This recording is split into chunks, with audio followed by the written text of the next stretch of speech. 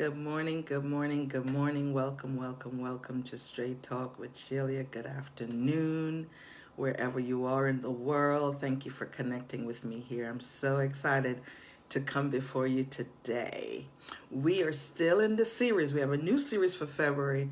Be your rescue, like be your own rescue.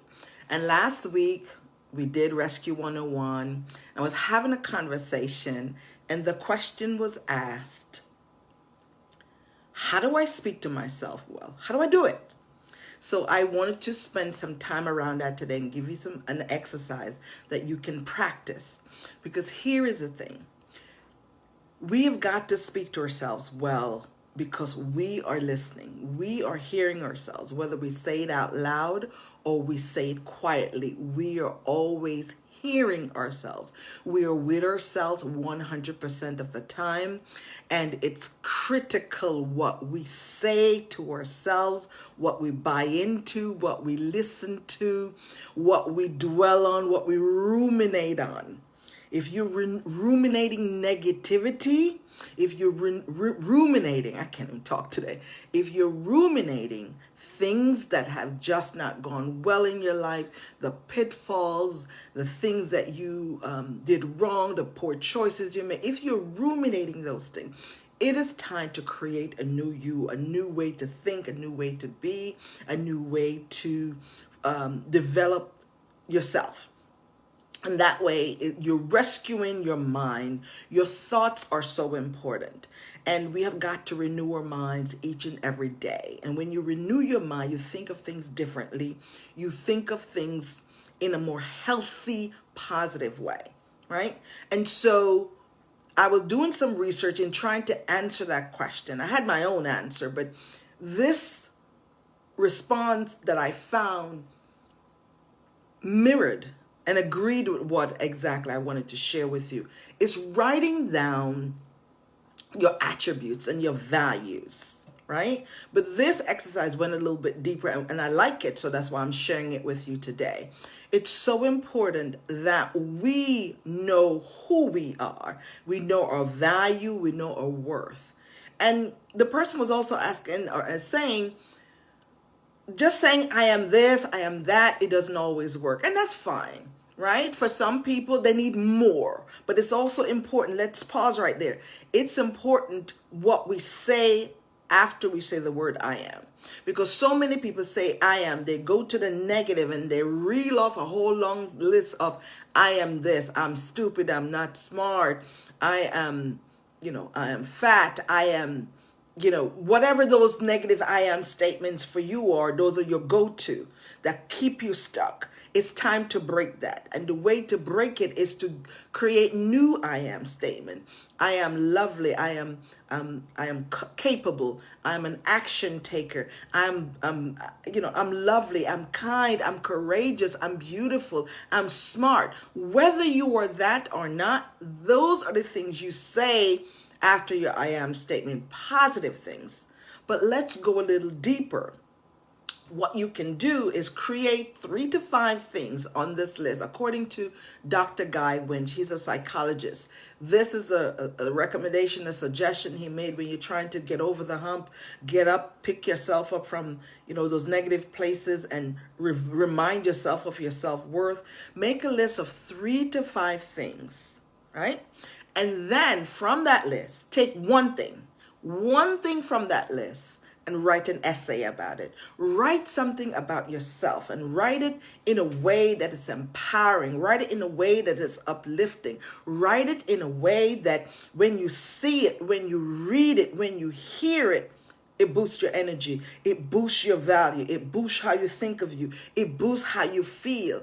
It is so important that we mind our own business by what we say about ourselves, right? It is critical. Here is the thing. Here's some benefits that you get when you speak well about yourself. Speak well to yourself. Some of the benefits: you renew your mind, you renew your thoughts process, you interrupt the negative thoughts and give it new things, new, better, healthy things to think about. Number two, the other thing that it does for you, it boosts your resilience. It causes you to get up in areas where you normally wouldn't. It reminds you of what's still left within you. Speaking to yourself, well, you're your own encourager. You're your own cheerleader, right? It boosts your self-worth.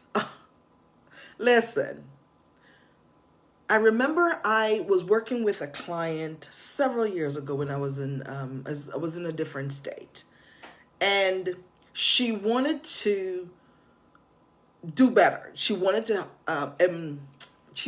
apply for this role, and each time she applied for the role, she was not getting it. And she decided to take action. She decided to seek out a coach, and we connected and we went through the process of making sure we're a good fit.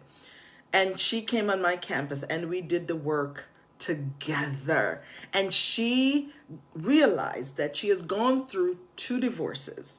And the things that was said to her in those spaces, she kept ruminating and holding on to those things as if those negative things were the truth.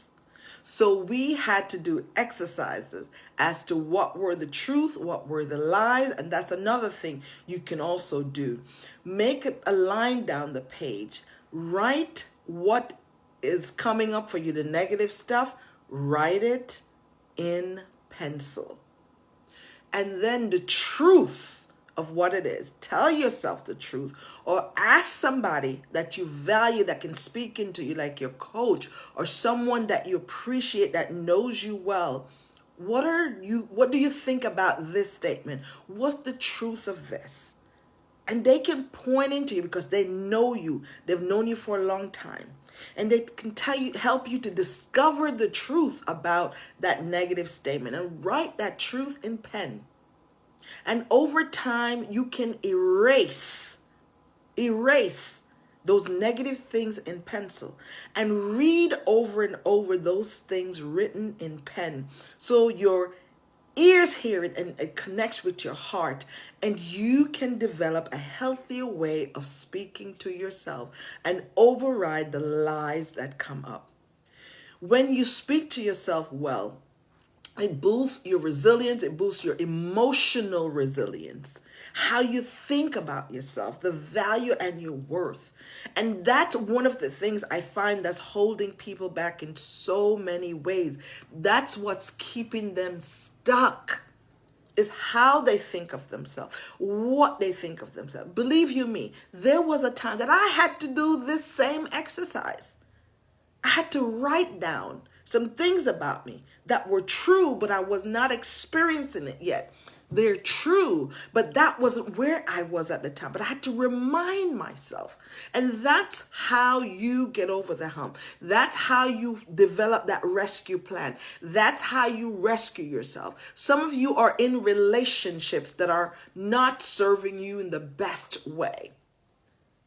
And you've got to remind yourself of who you are. You've got to remind yourself of whose you are. You've got to remind yourself of your value and your worth. So doing this exercise, writing it down and writing an essay and reading it back and hearing yourself say, these are in your own words. As you hear it, it will help you to think better of yourself. Hi, Holly. Thank you so much for joining me. When we write, right, it helps us to absorb the information in our head. For those of you who journal, that's a beautiful thing. For those of you who don't journal or haven't journaled, it is good to start. And again, journaling is not a diary. Don't overthink it. It could be one word, one sentence. It could be a phrase. It could be an experience, a positive experience, an experience that added value to you. You take that experience, write it down, ruminate on that, ruminate on the good things, the good feedback, the compliments that you got from someone. Remind yourself that you are worthy. Remind yourself of those things that you got over last week, last year, the hard places that you were in. Remind yourself of that, and it will boost your resilience.